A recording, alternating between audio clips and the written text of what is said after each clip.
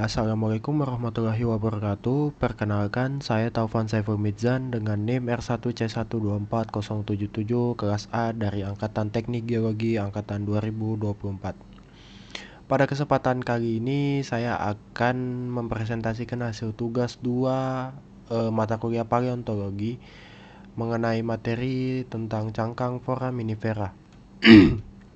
Baik, langsung saja.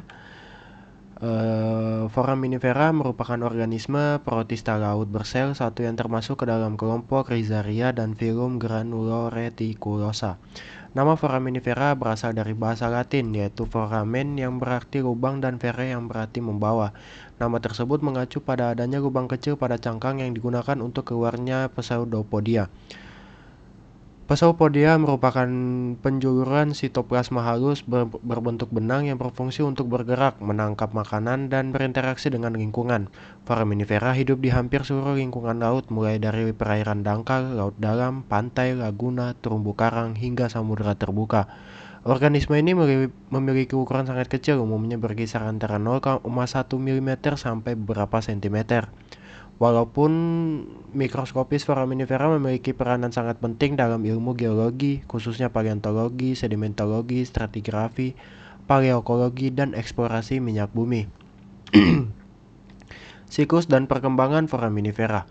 Foraminifera memiliki siklus hidup kompleks dengan pergiliran generasi seksual dan aseksual.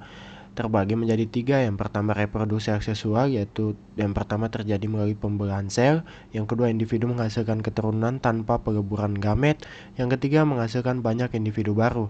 Yang B reproduksi seksual, yang pertama menghasilkan gamet jantan dan betina, yang kedua gamet melebur membentuk zigot dan zigot berkembang menjadi individu baru.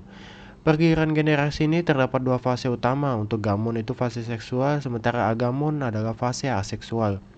Tahap perkembangannya, yang pertama ada pembentukan proloculus, yang kedua pertumbuhan kamar baru, yang ketiga pembesaran cangkang, yang keempat reproduksi, dan yang kelima kematian dan pengendapan cangkang menjadi fosil. Masuk di morfologi cangkang. Cangkang atau tes merupakan bagian paling penting dari foraminifera. Morfologi cangkang digunakan sebagai dasar identifikasi spesies dan interpretasi lingkungan pengendapan. Bagian-bagian utama cangkang itu ada 6. Yang pertama proloculus merupakan kamar pertama yang terbentuk saat awal pertumbuhan. Yang kedua chamber atau kamar, ruang-ruang tambahan yang terbentuk selama pertumbuhan organisme. Yang ketiga septa, dinding pemisah antar kamar. Yang keempat sutur, garis pertemuan antara kamar pada permukaan cangkang. Yang kelima apertur, lubang tempat keluarnya pseudopodia. Dan yang keenam wall atau dinding lapisan penyusun cangkang. Masuk di dinding dan komposisi cangkang. Dinding cangkang foraminifera memiliki variasi komposisi dan struktur. Yang pertama, dinding organik tersusun dari bahan organik, tipis dan fleksibel dan jarang terawetkan sebagai fosil. Yang kedua, dinding agglutinated yang tersusun dari butiran pasir, kuarsa, mineral, atau fragmen fosil. Partikel direkatkan menggunakan semen organik atau karbonat. Permukaan kasar contohnya itu textularia. Yang ketiga, dinding kalsit hyalin yang itu tersusun dari kalsit transparan, memiliki pori-pori kecil, umum pada foraminifera planktonik. Yang keempat, dinding porseleneus tersusun dari kristal kalsit sangat halus, tidak memiliki pori, permukaan putih mengkilap seperti porselen. Contohnya itu Miliolina. Komposisi cangkang dipengaruhi kondisi kimia air laut dan lingkungan hidup organisme. Bentuk cangkang dan susunan kamar. Yang pertama masuk di bentuk cangkang. Bentuk cangkang foraminifera sangat bervariasi. Ada 6. Yang pertama ada unilocular yang hanya terdiri dari satu kamar. Yang kedua multilocular, memiliki banyak kamar. Yang ketiga globular, bentuk bulat atau menggembung. Yang keempat discoid, pipih seperti cakram. Yang kelima tubular, berbentuk tabung memanjang. Dan yang keenam fusiform, bentuk menyerupai gendong. Sementara susun kamar itu terbagi menjadi 6 juga. Yang pertama uniserial, kamar tersusun dalam satu baris lurus. Yang kedua biserial, 2 baris berselang-seling. Yang ketiga triserial, 3 deret kamar. Yang keempat planispiral, spiral dalam satu bidang datar. Yang kelima trochospiral, spiral membentuk kerucut. Dan yang keenam streptospiral, spiral tidak beraturan. Apertur pada foraminifera. Apertur merupakan lubang utama pada kamar terakhir cangkang. Struktur ini sangat penting karena menjadi jalur keluar masuk pseudopodia. Fungsi apertur itu ada 5. Yang pertama, mengeluarkan pseudopodia, yang kedua mengambil makanan, yang ketiga pertukaran zat, yang keempat reproduksi, dan yang kelima respirasi.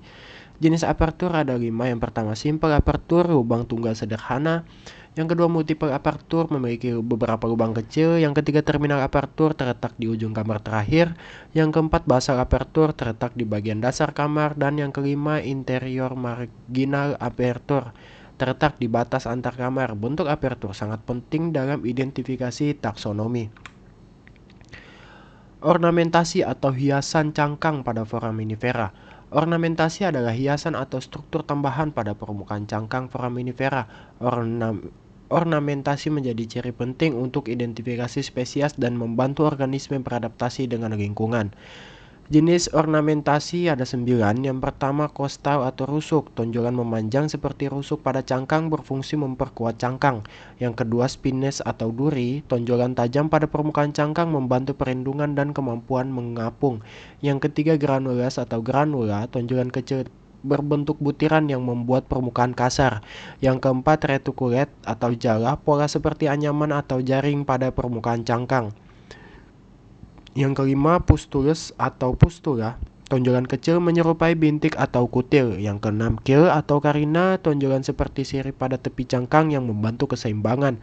Yang ketujuh, striae, garis-garis halus pada permukaan cangkang. Yang kedelapan, nodose, tonjolan membuat sehingga cangkang tampak berbuku-buku.